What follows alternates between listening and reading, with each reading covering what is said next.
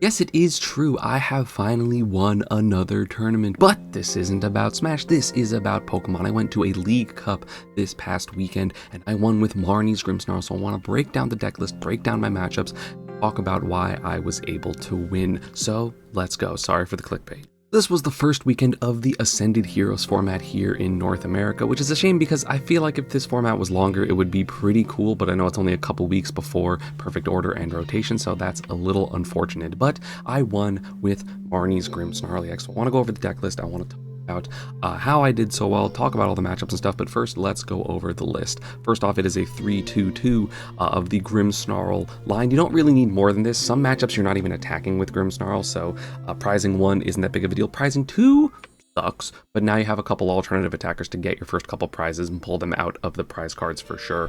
Of course, you have the 4 Monkey Door. That's going to be your big way of dealing damage, whether people can't one-hit knock out the Grimmsnarl, or of course you have the Snorunt Frostlass package to just get damage on your board, move it over with Monkey Dory, and get bigger damage knockouts or a bunch of spread. Because it's the Ascended Heroes format, we are also running the one of Mega Frostlass. It helps mostly versus the Mega Box, the Torrid Box is what I call it, just because being able to do 300 damage, just one-shot something is not, something that Marnie's Grimmsnarl is normally able to do, and I know that matchup was pretty rough. I never found it that bad, but also I haven't been to a regional. I'm not playing the super best players with this.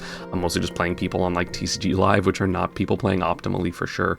So this definitely helps because you can just kind of TM Evo for this and then just swing with a Luminous, and then that's the Mega Kangaskhan, that's the Mega Absol, and being able to kind of race them is nice as opposed to putting damage on the board. Then they're going to Terminal Period you with Absol. Not a fun time.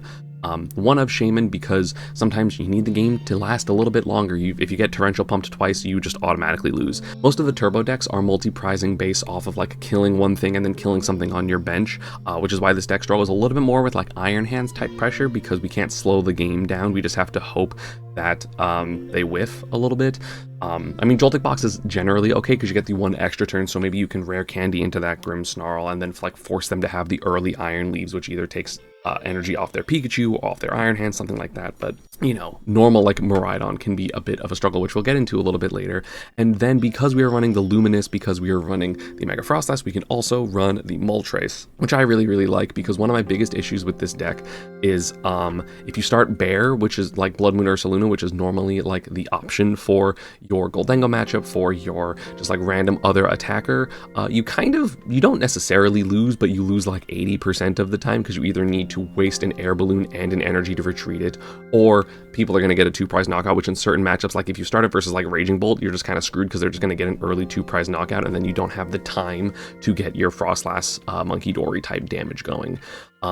Shaman is really good. I also think Moltres is really good. I think it came up once or twice because I did play against a Raging Bolt, which we'll get into, but also I think it's really good just to pressure a Fezandipity if you don't want to put a Grimmsnarl in play. Just leaving a 1-prize board state is really good, and then it's obviously really good versus Goldengo because that plus 2 Frostlass ticks equals 2 Frostlass ticks on each turn equals a knockout. It obviously one-shots the Genesect, and if you prize a Frostlass, you can still do one monkey move of 20 damage plus the 2 ticks plus the Moltres for knockouts, and you can keep a 1-prize board state if they have to go into Genesect or something like that. And if not, then we can maybe just get a bunch of prizes with Grimmsnarl if they're playing a little bit too slow and don't have enough Gimme Ghoul on board. For the items, of course, you got the 1 Secret Box. It's the best because you play really important supporters, mostly the Spikemouth Gym, and then getting everything you want is nice. A follow-up Lilies, or Lilies if you just draw open Secret Box, which I did, I believe, once or twice this tournament. You get your Poffins, you get your rare candies if it's a turn 2 Secret Box because you're going first. Secret Box is obviously just one of the best ace specs in the game, if not the best ace spec in the game currently. Very, very good, and it's really, really good in this deck. You have 2 Pokepads because I had 3 until I was playing the Mega Frostlass build, because being able to just search for monkeys and search for Frostlass is really good. If you're playing a 3-3 Frostlass line, I would definitely recommend 3 Pokepad. I think it is so good, and especially because we're not running Blood Moon Ursaluna, we don't need this to be a nest ball because we can just Pokepad from Moltres as well, which is super good. You have 1 Buddy Poffin. I also like 2 Buddy Poffin in the non-Mega Frostlass Frostlass builds, just because you always want to open it or always want to start it. If you prize it, it feels really bad. I was running 2 Poffin, 3 Pokepad, 0 Ultra Ball, because Ultra Ball was basically only for Grimmsnarl, and I would rather just like hope that I have a stadium or hope to draw it than play the Ultra Ball. But in this build, Ultra Ball is really good because it is the only way that you can get the Mega Frostlass EX besides just raw drawing it, so you kind of need one. And also, again, it does search your Grimmsnarl if you don't have Spikemouth Gym, like you don't have a way to get a stadium bump, so that's really, really important. 1 rare candy. You don't often want to early Grimmsnarl. You kind of do in like the mirror match and against other decks that like aren't running TM Devo or don't threaten 1-hit KOs. Like, it's good versus Polt. It's good versus early, like you want early pressure. Was really good in my match against Bidoof Frostlass because it's just like, okay, go. And it, you know, I'll get to that later. 3 Night Stretcher. Apparently some people are playing 2, but I love 3 Night Stretcher. I love just seeing it consistently because I feel like in this deck also, since you're running the Luminous, you're running less dark energy, and sometimes you just need the extra dark energy with Night Stretcher, or like you're sacrificing a Monkey or a Snow Runt early to get your team evos going, so you want to be able to Night Stretcher back those pieces. And also the other alternative is if you open Night Stretcher, then it's typically going to be Secret Box fodder, because then you still know you have 2 left in the deck, which in my opinion is really good, because it's sometimes either that or discarding like a Snow Runt, which sometimes you don't want to do, or a Frostlass, which you don't know if your second one's prized yet, if like you're just going for a Secret Box or an Ultra Ball at the beginning. You know, sometimes I also discard my supporters, but that can be bad late game if it's against like an Iono deck. So like if you're fighting a deck like Guardy or the Mirror Match or Polt, then you don't necessarily want to discard your supporters because you want them later in the game when they Iono you to 2 or 3 cards. So that's my logic, is I like having something for discard fodder, especially if you like, you know, have 1 Team Evo prize, so you can't Arven for Team Evo Secret Box, discard the 1 Team Evo to get the 2nd Team Evo, which is generally going to be my line. But if you prize a Team Evo, you need something else to discard, and I feel like Night Stretcher is kind of good for there. 1 Counter Catcher. Gust is really good in this deck, but also there's not as many times where you're behind in this meta currently. Like a lot of decks are playing from behind, like Polt and Guardy are playing from behind, so you do end up being more aggressive against them. Countercatcher's kind of mostly good against these super aggro decks like Raging Bolt and Miraidon and like Joltik Box, because you can maybe disrupt them if they don't have, if like their Latias is prized or something like that. It came up once against Bunny Bombs, which is another like super aggressive deck, so it was really useful. Like, it is a good card. I wish I could justify playing more of it, but I feel like I can't. For the supporters, you got 4 Arven, because it searches your everything, right? Searches your Secret Box. If you're a Secret Box deck and you're not playing Arven, I think that's crazy. I know Zoroark does that, but Zoroark draws a billion cards all the time, so it's fine. 4 Lilies, because it's the best supporter. Really good. It's really, really good. Seeing 8 cards at the beginning, especially when you can opt to not take prizes for a while, is so broken. 3 Iono, because sometimes you do want to either like see a completely different hand, or of course just like disrupt your opponent. It is very strong. Iono rotating is going to be a weird hit for this deck. I know the red card's coming out in 2 sets, but I don't know if that's going to quite do the same thing. 2 Boss's Orders. Again, I want more, like I want like 4 or 5 Gusts in this deck, but I feel like you can't really justify it because you still need to be like seeing a bunch of cards, because if you're only gusting, that's probably not going to be enough. And the tech with because of all the Mega Frostlass and all the different stuff and all the Luminous energies, is the Colress's Tenacity, because it is a 1 card Moltres with Artisan plus Luminous energy. It is a way to get a full free Monkey Dory if you have nothing. It's a way to bump stadiums, because obviously you're searching like a Spikemouth and then getting something. You can also get it's a 1 card, hey, I got Grimmsnarl and a Monkey powered up, or Grimmsnarl plus a Luminous for a Moltres or something like that. It's really good. It came up multiple times in my games. It is potentially cuttable for like 4th Iono or 3rd boss or something like that, but I find that having a way to get a stadium under item lock specifically is really good. Like if I'm playing Polt, I might, like if I'm going 2nd, I might Secret Box for Colress's for the next turn, so I can just get the Spikemouth back, so that if they Jamming Tower, it's not going to be as big of a deal. They would have to like Jamming Tower plus Iono, but if that's the case, I'm probably seeing one of my other billion supporters, or just maybe Ross seeing one of my 4 stadiums, so I think that's fine.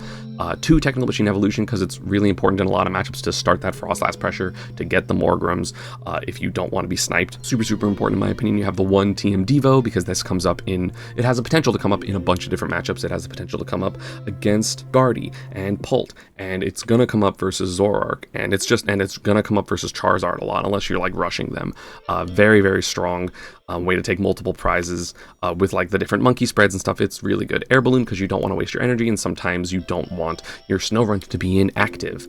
It's also a good way to like get your Grimmsnarl out of active if they punch it but don't kill it and you have a second Grimmsnarl to set up, so it's very useful. For the stadiums, 3 Spike Myth, 1 Artisan. I wasn't playing Artisan without the Mega Frostlass build because I felt like it wasn't necessary, because again I was just playing more Pokepad, but because I'm down on the Pokepad plus on the Artisan, being able to get Moltres with the Colress is really, really good. And 3 Spike Myth, I feel like if you're playing less than that, you're throwing. It's the best stadium in my opinion in the game, because it only helps Grimmsnarl. It is not something that's helping both players. It's not something that's hindering deck building for both players. Super good. And again, because you are running the Mega Frostlass and the Moltres, it's 6 Dark, 3 Luminous. I've seen people do 4 and 5, but I feel like that's really risky, because if you like start in energy, prize 2 energy, that is 1 Grimmsnarl you're going to have for the rest of the game, which I don't really like. So I'd much rather less likely that I'm going to draw the Luminous, because I have the Colress anyway. So again, maybe without the Colress, I'm going to go to 4-5 and, you know, change something else and whatever. But I personally really like the 6-3 split. Also, I need to get that Colress back, sorry. But yeah, I found that split was really good. There were a couple times I remember there was one time I Lilies into 6 and 3 of my cards were Luminous energies, but I happened to also have like the ability to get Artisan. So I was like, okay, Artisan Moltres, I had an Ultra Ball for Mega Frostlass. It was very, very funny. But now on to my matchups. So it was like a 13-person cup or something, so it was only 4 rounds, and it went to a top 4 cut. My round 1, I was kind of late because there was like a big accident on the highway, and I'm getting there, I'm like rushing to put stuff in my deck because I didn't have the Mega Frostlass, I didn't have the Luminous energy and stuff like sleeved up correctly, so I took like 5 extra minutes to do that, and everyone was just kind of waiting for me, which put me in a lot of pressure. And then I play against Miraidon. So for reference, I love Miraidon, it's my favorite deck overall, but I don't think it's very good right now, but it has good matchups, especially into Marnie's Grimmsnarl. And I was playing on ladder a lot with this deck, and I went like 30-3, and all 3 of my losses were against like Miraidon, Iron Hands, Electric Generator, like not Joltik Box, but specifically like Miraidon, like the Jesse Parker type build. And even though I didn't play against the Jesse Parker build because it was also had Mega Manectric, which is relevant because it can one-shot my Grimmsnarl at any point, it was still rough. He hit 2 on a generator. I prized both of my Frostlasses so I couldn't get passive damage and like play kind of slow, or like eventually get enough damage to like knock out. And you know, he played like double electric, and I just couldn't get those knockouts with like TM Devo or anything like that. So he was just super set up the entire time with double Dynamo into double electric into Mega Manectric, got 2 prizes with an Iron Hands, had the Latias, and it was just like the perfect Miraidon game, right? Where it was like, okay, I'm going to get a KO with Iron Hands, and then I'm going to get a KO with Mega Manectric, and then I have the Zekrom for the follow-up to KO my Mega Frostlass, and I was just like, okay, well, I drove like an hour to get here, and I'm gonna go 0-2, and I was really stressed because of the time, and that's going to be fine. So round 1, I lost, which again was annoying because I'm like, this is literally the only deck I'm running, or losing to rather, and running into it is kind of unlucky. Round 2, I played against a Raging Bolt who happened to be next to me, so I knew he was playing the Water Pond, which I know a lot of Bolts are playing anyway, but either way, Shaman, really, really important in this matchup, so I got Shaman down, I believe turn 1 or turn 2, and I think he was just whiffing boss. He was trying to like boss KO, like my Morgrums and stuff. I actually went into Grimmsnarl relatively early just because I felt like I was going to brick at some point, and I had the Shaman, so I wasn't super worried about it, and even if he like boss and KO'd it, like that's preserving my monkeys, that's preserving the Frostlass that I did have, it's preserving the Moltres that I had on board. But he was kind of whiffing boss for like many turns, even with like he was trying to like, when he had the ability to use Noctowls, he was getting Crispins and Professor Sadas to basically like set up his board and then like draw into maybe a Prime Catcher, but Prime Catcher, he didn't realize for a while was prized, and you know, he needed energy a couple times, so he couldn't go for boss. So by the time he had all his energy set up, he was no longer seeing boss's orders. It was like he had like 10 cards left in deck before he found his first boss's orders. And at that point, like my Frostlass and Monkey had done enough damage. I had a Moltres, so I was able to return KO a bunch of stuff or put a bunch of pressure on a Raging Bolt. I was able to KO a Teal Mask Ogre Pawn. If there was ever a Water Pawn out, I could have just done 110 to it. I mean, I think it was out for a while, and it was like sobbing my Moltres maybe, but then I was like moving the damage with Monkey and then still like punching it. He did bump his own stadium with a Battle Cage, which made it a little annoying for a couple turns, but at that point, like, I'm not getting hand disrupted. I had the Colress to just search for energy, plus the Spike Myth to just like have me be set up. The matchup feels pretty easy. if you don't prize the Shaman. Plus I did have an ability to pin with like Mega Frostlass later in the game to just like get KOs late, because I also wasn't really hand disrupting him, so I could just be like, cool, one shot anything. Even though like I was slowly putting damage everywhere to like make it so that even Grimmsnarl could, but either way it was possible. And if I didn't want the grass weakness for the Ogre Pawn, if like I killed the Raging Bolt or something. So that was 1-1. Then I played against my friend Nick Harper on Charizard, slow Charizard, I don't even think he's playing Dusclops, he's just playing Charizard Pidgeot. And he started really slow. He went first and went Tatsugiri, used Tatsugiri pass. And then I was able to get like a full setup with like an Arven something. Turn 2, he was able to get a Charmander and a Pidgey down with a Poffin, but he Lilies'd after that, and then he drew into his Pidgeotto, so he wasn't able to Team Evo into the Pidgeotto. So I think I like boss KO'd the Charmeleon, or like I was able to just like, I think I just KO'd the Tatsu actually with something, I don't even remember, but I KO'd the Tatsu. And then maybe like I think I put 30 onto the Pidgey, and then he was like, okay, evolve into Pidgeotto, go into Charizard, and then I was able to like move a bunch of damage, KO the Pidgeotto, and I don't even think he got a Charizard that turn actually. I think he just whiffed it, so he kind of just did nothing. I was able to kill the Pidgeotto, and then eventually I was able to like, he punched into my Grimmsnarl with like 210 or like 240 with a Charizard, but I was able to yeah, I remember I was playing around the max belt, so I had a Frostlass out, so I was taking 10, and I knew 290 of 2-prize Charizard, or I've taken 2 prizes against Charizard, is 290 with max belt, so I was playing around that because I knew I would still live, so we needed max belt plus Monkey plus Luminous, and he got everything but the Luminous, so I was able to live that turn, and then I was able to like, I think I had 2 or 3 Monkey on board at that point, so I was able to just like put a bunch of damage onto the bench, put some damage onto the Charizard, knock it out. Or I Team Devo'd, I don't remember, one of them, either way I got 2 KOs. I think I was able to like KO another Charmeleon plus the Charizard with Team Evo, or maybe I just punched the Charizard twice, I don't know, maybe I like bossed it up, I don't remember. But either way, it was pretty good for me, so I won that. I'm thankful that he was slow. I mean, Team Devo's really good in the matchup, so I wasn't super worried, but I knew that Nick is a good player. I've had a lot of good sets with him, so I was like, no, I'm gonna go 1-2 and I'm gonna be out, and like whoever lost of us got knocked out because you needed to be 3-1 in order to make top cut. So now I was 2-1, and then I played against a Mega Lopunny Dusknoir deck, which was really scary because obviously, if you see in the list, I'm not playing Psyduck, which granted, I don't know how good Psyduck is against those matchups because they all play Klefki. I feel like Psyduck is only really good versus Poltnoir specifically, but I feel like that matchup's kind of good for Grimmsnarl, so I wasn't too worried about adding it, and you definitely don't have the room to add like Psyduck Golduck to prevent like the Klefki shenanigans, so I just left it out entirely. But yeah, I played against Bunny Bombs, and he was like 1 card short of just like completely board wiping me, like getting rid of both of my Morgrams or getting rid of both of like all of my monkeys. It was really scary. He only found 1 rare candy on a Dusknoir, and I think he evolved into Dusclops, and then he didn't do anything with it because he didn't have like his full turn, and I TM Devo'd to like save me a turn because it forced him to have rare candy. He had 1 of them with a Dusknoir, and either way, like because of that, he was able to like KO a monkey, KO my active, but my active wasn't a Grimmsnarl, so then I evolved into Grimmsnarl, punch the Mega Lopunny. He kind of whiffed that next turn. Like he didn't get another rare candy, which was thankful because I think he like Lilies'd and like had Fez, and I think I KO'd something. I think I KO'd like a Duskull off the bench or something. So he was able to Fez Lilies, and like I think he Fezzed into Lilies, so it wasn't like a missequence, but he just like whiffed the candy, so he wasn't able to get enough damage to KO me. So he retreated his Mega Lopunny because he didn't want me to KO it into like, and he went into like Mega Kang. And then on my turn, I like did some stuff. I Lilies'd into my counter catcher, and he was up on prizes because I hadn't taken a KO. I'd only taken 1 prize from the Dusknoir pop, so I was able to do some damage. I think I like put 30 onto a Duskull, or like the Dusclops he evolved, one or the other, I don't 100% remember.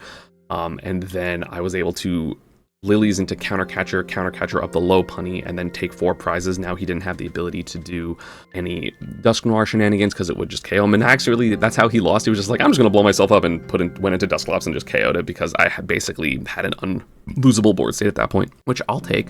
So that put me into 3-1, which put me into Top Cut, and I knew all of the matchups in Top Cut were pretty good because there was 1 Poltnoir, 1 Bidoof Frost. That's high like. and then won Alakazam. So I was pretty confident going in Top Cut that I was probably going to win, and my round 1 of Top Cut was against Noir, and I think the matchup's pretty good. There's obviously some shenanigans that can happen. If the Ionos are really, really good for the Noir, it can be a little bit of a problem if they get Iono, plus their jamming tower, plus like a counter catcher, plus like they have to get a lot for the matchup to go well, and thankfully I was just kind of more set up. I did lose the dice roll, so I had to go first both games, because I won game 1. But game 1 I opened Poffin plus Spikemouth. I think it was double Spikemouth or something, or it was like I had a way to get Secret Box or something. So I like Poffin, I get a Snorunt and an Impidimp, I get a second Impidimp with Spikemouth, and then I just kind of pass. I think I had a Monkey inactive, and then thankfully this game he prized both of his Badoo. So the follow-up Arven was really good because I was able to Arven for Secret Box or everything, and I just kind of like went from there. I was able to get some damage on my board with Frostlass. I don't think he got a Duskull down turn 1, unfortunately. So once that did come down, I had enough set up. Like I had a Frostlass, I had Monkeys, I had Grimmsnarl, so I was able to like punch and do some damage. And I was able to like target down the Duskulls before they became Dusklopses, and even I think there was a Dusklops, but because of like the Frostlass ticks plus moving damage with Monkey plus the Shadow Bullet, I was able to just KO it, because I know that Dragapult itself isn't that scary in the matchup because I like the damage on my board. Like you need like a lot of specific stuff in order to get KOs. If you don't have Dusclops, you need like counter catcher plus like Hawlucha plus blah blah blah, and like I just kind of wasn't putting down the liabilities, or even if I was, he would take like a prize or 2, and then I would just kind of like punch the Dragapult, and at that point I was up like 3 prizes, so I basically just won game 1 like pretty quickly. I think it was like a 10-minute game, 12-minute game. Game 2 I opened Poffin again. I don't remember, I think this was the game I opened Poffin's Secret Box, which is kind of crazy. So I just like had a super good turn 1, and he did have Badoo this game, but it didn't really matter because, you know, especially, I feel like the thing that you need as Noir in order to beat Grimmsnarl is Rare Candy, and this deck didn't end up having Rare Candy, so you know, I had the option to like TM Devo to slow them down for a turn in terms of like Dusclops and stuff, or I think they had Duskulls, no Dusclops, and they had Dracloaks, and I was like, well, I'm not that scared of Polt because I'll just evolve into Grimmsnarl first because I went first, so I had the, you know, the evolution advantage. Something fortunate is I always had Stadium Bumps in this set because I would like have 2, I'd have like Artisan plus Spikemouth, but also I think 2 of the times, 1 in each game was literally me Colressing for the Spikemouth after the Jamming Tower, so again, it can come up a lot. Which I'm quite a fan of. So I was able to do that, and basically the Jamming Tower was never important, so I was able to always have access to Team Evo. I always had access to Spikemouth, which is just getting me Grimmsnarls. Again, I'm targeting down the Duskulls on the bench, and he did get a Monkey down at some point, so he was able to take like a KO my Monkey inactive, Monkey something inactive, or Monkey my Monkey, and then Phantom Dive to KO it because it's 3 plus 9 plus the 2 ticks of Frostlass. Is KO, but like it didn't matter because again, then my Grimmsnarl just has full HP, and I'm just able to hit his Monkey with a similar thing of I have my, like I get another Monkey, get a Luminous, because I think I like Night Stretcher plus Colress. This was the turn I like bumped. I like Night Stretchered for Monkey, Colress for Luminous or a Dark, I don't remember which one. Colress also for the Spikemouth, get the Grimmsnarl and go from there, or like get another Grimmsnarl. Because I think he like put 6 on my Morgrim or something, and I was just like, okay, I'm gonna just like evolve it up now because I might as well. I basically just was able to have super solid game plans, and he was never really able to do anything disruptive enough because the Ionos just like weren't sticking. He would Ionos me into like a Lilies or an Arvind, which is for the Night Stretcher, or again he Ionoed me into Colress, which was completely fine. It's a very good card to find off of Iono low key. So yeah, super solid there. And then the other semifinal set was Badoo Frostlass versus Alakazam. Badoo Frost, that seems like a really bad matchup. So the Badoo Frostlass player won, and thankfully I know that's a good matchup for Grimmsnarl because it's basically my deck but worse. I mean, I know Badoo Frostlass is good, but Grimmsnarl kind of just has the extra benefit of I have a good attacker that's taking KOs instead of just slowing the game down. Game 1, I go first. I like open Poffin again, which again, 3 games in a row is kind of insane because I don't think I opened it in any of the, like raw opening it, like not Arvening for it. But raw opening Poffin's kind of crazy 3 games in a row. So I was able to get like double Impidimp down. I think I had like 2 Monkey, like I opened Monkey and then I had another Monkey in hand. So I was able to get 2 Monkeys down, and then he did like, I think he had Frillish and Monkey, but he just like put a Monkey, put an energy on it and passed. And then I was able to, like I had Arven or I had Secret Box in hand. I think I had Arven for Secret Box into Rare Candy, Spikemouth, get Grimmsnarl, just punch the Monkey. And he was like, well, I lose, because I know in this matchup I'm never supposed to go into Frostlass generally, because he has to go into Frostlass, because if not, he's never doing enough damage. And speaking of going into Frostlass, game 2, he ended up going into triple Frostlass, triple Frostlass double Monkey with Badoo inactive a lot of times, which was honestly really scary because he was able to just KO a bunch of stuff, and I knew that if there was like a really impactful TM Devo turn, it could have been really scary, but I always knew to keep my Morgrams as just Morgrams. I didn't want the additional damage of the Frostlass. So we were basically just trading monkeys back and forth, and it was pretty complicated, but at some point he was already down a couple monkeys, and then I was able to take a 2-monkey prize turn because I like top decked a Luminous energy when he put an Artisan inactive. So I like Artisaned for the last monkey because 3 of my monkeys, or I think 1 of my monkeys was prized, 2 of them were KO'd, and then I had a Luminous in hand, so I was able to get that, and then take out 2 of his monkeys, and I just had a Grimmsnarl still inactive, and if he TM'd Devo, then I had my backup Morgram for another Grimmsnarl, so I just kind of won there, and that is my second League Cup. I've actually only won League Cups with Grimmsnarl because my other League Cup victory is with Grimmsnarl. I was playing Pult Noir for a while, which was fun. I was playing, what was I playing before Pult Noir? I honestly don't remember. Oh yeah, I was playing Tank Kangaskhan because I wanted that deck to work, but it's not quite how much I want it to be. But yeah, I really like this deck. I do believe I'm playing this deck to Orlando. It's either this or Zoroark, but I feel like Zoroark is just so scary, and I don't have a good enough stadium. My Spike Myth is just so broken. It's just so good. Plus, I really like how this deck functions with Monkey Doors. Like, I want Zoroark to like have multiple monkeys, but it just kind of has one, so I feel like it's never enough, and if you whiff an energy attachment ever in a game, you just kind of lose, whereas this deck, that's not necessarily the case. You have a bunch of ways to play with 1 prize board stage, which I really like, because it just comes up so often in a bunch of like the aggressive matchups, because Shaman is just so broken. And yeah, thank you all for watching. As always, social media and partner stuff is down below. I am going to the Hungrybox local tonight if for some reason a Smash player that wasn't interested in Pokemon watched through this whole video, but I'm probably going tonight, so y'all have some Smash content from me for a stream tonight. Pokemon's really fun. I'm going to the Orlando Regionals, so if you are here and want to say hi, I will be able to say hi at the Orlando Regionals. Again, maybe this isn't going to be the exact 60 that I'm running because I'm going to tweak it and stuff as time goes on, or as, you know, I see more of what the meta representation is. Maybe I need some other cards. Maybe I do need a Psyduck. Maybe I do need, I don't remember. There was another, like, tech card. Like, maybe I need a Bravery Charm if there's going to be a bunch of Badoo, Frostlass, and I just, like, want one little extra bit. Also, putting a Bravery Charm on Shaman, like, low-key kind of good. Or also on a Moltres, because then I can punch things like Iron Hands and, like, not get return KO'd by Ampy very much. That's pretty cool, even though they always have boss anyway, so it doesn't matter. Thank you all for watching. I'll see you all next time. Peace.